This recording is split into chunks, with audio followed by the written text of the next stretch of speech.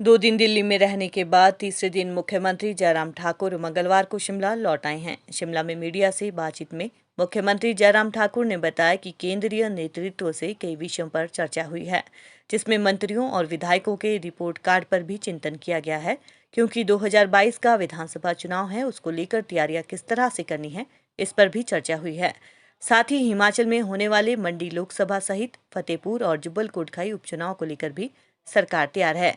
चुनाव आयोग जब भी घोषणा करता है, चुनाव भाजपा जीतेगी। मुख्यमंत्री ने कहा कि 11 जून को होने वाली कैबिनेट की बैठक में कोरोना कर्फ्यू में छूट पर विचार के साथ बसें चलाने पर विचार किया जाएगा, क्योंकि व्यावसायिक गतिविधियों को सुचारू चलाने के लिए लगातार मांग उठ रही है, तो मंत्रिमंडल की बैठक में सभी चीजों को तय किया जाएगा। मुख्यमंत्री ने मंडी हवाई पट्टी के अलावा राष्ट्रीय उच्च मार्गों पर भी केंद्र से बातचीत करने और उसके सकारात्मक परिणाम मिलने की उम्मीद जाहिर की। हिमाचल में स्पीति के पास बॉर्डर पर चीन द्वारा किए जा रहे निर्माण को लेकर भी मुख्यमंत्री ने कहा कि सारी स्थिति से गृह मंत्री और रक्षा मंत्री को अवगत करवाया गया है। मुख्यमंत्री ने केंद्र द्वारा 18 से 44 साल के लोगों को निःशुल्क कोरोना वैक्सीन लगाने के निर्णय का स्वागत किया। उन्होंने कहा कि विपक्ष सिर्फ वैक्सीन पर राजनीति कर रहा है, जबकि मोदी लोगों के लिए काम कर रहे हैं। मुख्यमंत्री ने सोशल मीडिया पर निशाना साधते हुए कहा कि सोशल मीडिया सब चंडू खाने की खबरें देता है। 2022 तक मैं ही मुख्यमंत्री रहूंगा। स्वाभाविक रूप से हम चुनाव के करीब पहुंचने वाले हैं, उस दिशा में नजदीक आते जा रहे हैं। चुनाव तैयारी करने की बातचीत हुई है और विधायक मंत्री अच्छा काम करें, मेहनत करें अपने विधानसभा क्षेत्र में, ताकि उनकी जीत सुनिश्चित हो सके।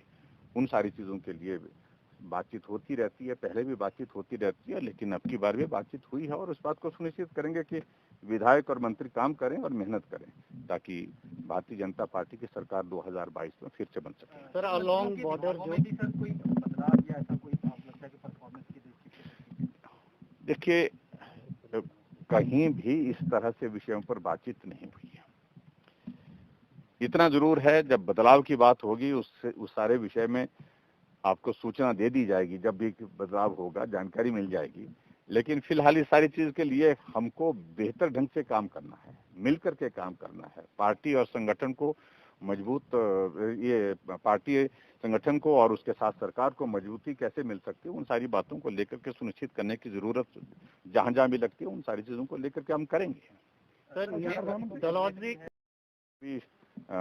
यही मालूम नहीं पड़ रहा है कि अभी कोविड के बाद चुनाव आयोग इस पर क्या व्यू लेते हैं, कितना डिले होंगे ये चुनाव। वो सिचुएशन जो भी होगी, वो सारी सिचुएशन पर हम तब बातचीत करेंगे। तो विधायकों या मंत्रियों के रिपोर्ट कार्ड भी सौंपे गए हैं केंद्रीय नेतृत्व को। हाँ जी, हाँ, गडकरी जी से, नितिन गडकरी जी से भी मिलना हुआ, छूट गया मुझसे।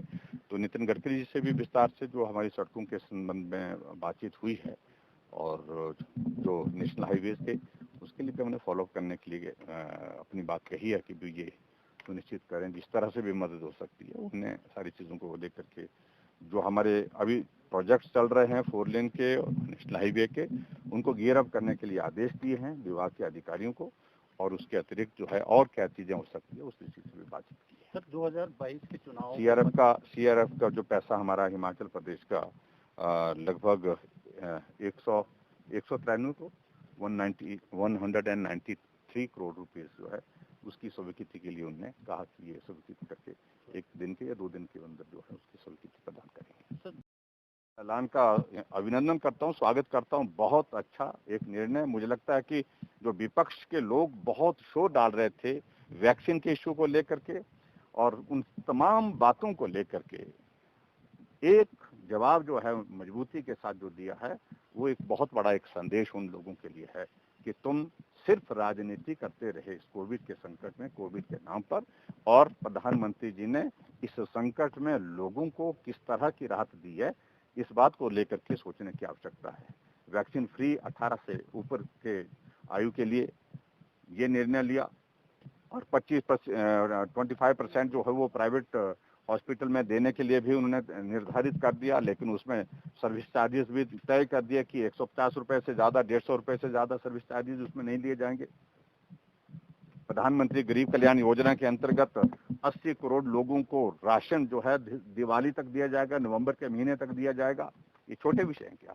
इन सारी चीजों के लिए मैं आदरणीय प्रधानमंत्री जी को बधाई देता हूँ, उनके निर्णय का स्वागत करता हूँ। हिमाचल को भी लाभ होगा? निश्चित रूप से हिमाचल को भी बहुत लाभ होगा। मंत्री जो नागरिक उड्डयन का ये डिपार्टमेंट देखते हैं पुरी जी, उनसे भी बातचीत हुई और उनसे विशेष तौर से जो हमारे शिमला हेलीपोर्ट के लिए कुछ एक औपचारिकता रहती हैं, उसको हमने कहा कि उसको जल्दी हम फंक्शनल करना चाह रहे हैं। और उसके अतिरिक्त मंडी ग्रीनफील्ड एयरपोर्ट के लिए, ग्रीनफील्ड एयरपोर्ट के साथ में कांगड़ा एयरपोर्ट की एक्सपेंशन, इन सारे विषयों पर डिटेल में बातचीत हुई है। और मुझे इस बात की भी प्रसन्नता है कि मंडी के लिए वो सर्वे के लिए वो टीम पिछले कल वहाँ मंडी पहुँच चुकी है और आज से वो सर्वे और सारी OLS सर्वे की जो एक फॉर्मेलिटीज हैं जो है वो लीडार सर्वे जो है वो आज से वो शुरू कर देंगे। फिर उसके बाद मुझे लगता है कि निश्चित रूप से तेजी से कुछ विषय आगे बढ़ेंगे उस दृष्टि से। इसके अतिरिक्त हमारा पार्टी के सम्मानीय राष्ट्रीय अध्यक्ष जगत प्रकाश नड्डा जी से संगठन सरकार के विषयों पर हमेशा बातचीत होती रहती है, क्योंकि उनका ताल्लुक हिमाचल से है और स्वाभाविक रूप से हिमाचल की छोटी बड़ी बात के बारे में वो जानकारी रखते हैं। तो वो बातें आपके लिए साझा करने के लिए नहीं है, लेकिन अच्छी डिटेल में बातचीत इस दृष्टि से हुई है। उपचुनाव की तारीख तय हो जाए, उसके बाद चुनाव लड़ेंगे और निश्चित रूप से 3 उपचुनाव जो निर्धारित हैं, एक लोकसभा का, 2 विधानसभा के, तीनों में जीतने की रणनीति बना करके आगे बढ़ेंगे। उनने यही कहा कि आप सारी चीजों का लेकर आकलन करिए, असेसमेंट करिए, क्या बेहतर करना होगा, और पार्टी जो भी इस सिलसिले में निर्णय लेगी उस में आगे बढ़ करके हम पार्टी की जीत को सुनिश्चित हिमाचल प्रदेश में सब मिल करके करने की कोशिश करेंगे। कोविड के इस सेकंड फेज के इस दौर के बाद दिल्ली काफी अरसे के बाद जाना हुआ और स्वाभाविक रूप से दिल्ली में हमारे हिमाचल प्रदेश के जो मेजर प्रोजेक्ट्स जिसका फॉलोअप करने की जरूरत थी, उस सिलसिले में केंद्र में विभिन्न विभागों के मंत्रियों से मिला हूँ और विस्तार से बातचीत हुई है। और मुझे इस बात की प्रसन्नता है कि बहुत संतोषजनक बातचीत हुई है। और उसके साथ मैं कह सकता हूँ कि एक तो हमारा GST कंपनसेशन का जो पैसा था वो पेंडिंग था, लगभग 280 करोड़।